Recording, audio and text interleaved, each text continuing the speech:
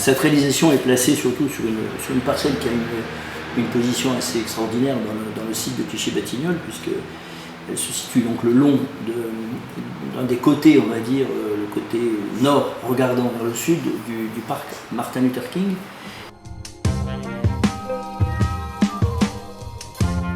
Il y a 98 appartements, d'à peu près de 3 à 4 pièces.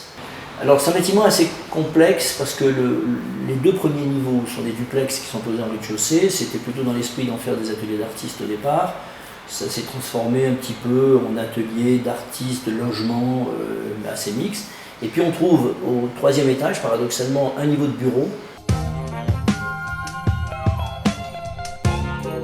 En réalité, cette espèce de grand parallélépipède qui monte sur 11 étages, c'est tout simplement la forme de la parcelle, ni plus ni moins, montée au maximum de sa capacité à construire. Là, les failles, ça vient tout simplement prolonger les balcons filants en créant des espaces plus intimes, c'est-à-dire où les gens peuvent se retrouver un peu plus donc à l'extérieur, mais en même temps à l'intérieur du bâtiment, protégés par une dalle ou de la pluie ou du soleil. Mais l'intérêt justement aussi de ce dispositif, c'est qu'il permet de créer des convivialités entre les appartements.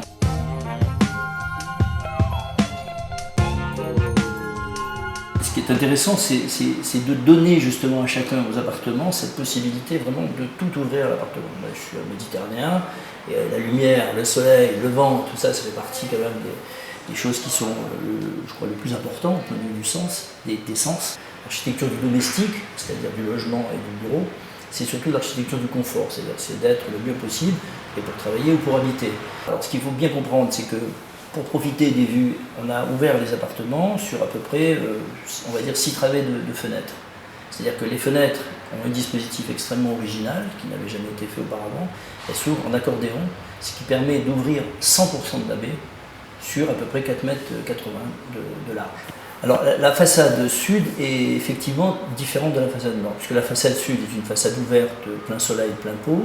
La façade nord, elle, est d'abord au nord, donc elle a moins de lumière. Donc on a préféré fermer les vues. On a ce qu'on appelle des plaques d'aluminium, on en a 1600 au total sur le projet, qui ont été faites avec une technique dite de la sublimation, qui consiste à imprimer en fait sur une tôle en aluminium qui est peinte puis vernie, un dessin que l'on presse à 200 degrés et qui vient s'imprimer sur la tôle aluminium pour ensuite la recomposer sur des panneaux de 1 m par 70 cm de large.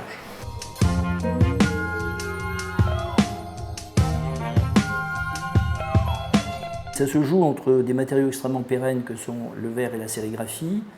La tôle, on va dire, c'est une tôle qui est un aluminium, donc ça se maintient extrêmement bien facilement. Et par le fait justement de la sublimation, on rajoute à ça un effet de pérennité plus grand. On a utilisé des balcons en verre, on va dire, avec des garde-corps métalliques et du verre. Et ces verres sont sérigraphiés un peu comme je l'avais fait il y a déjà une vingtaine d'années rue Durkheim, à côté de la Bibliothèque de France à Paris.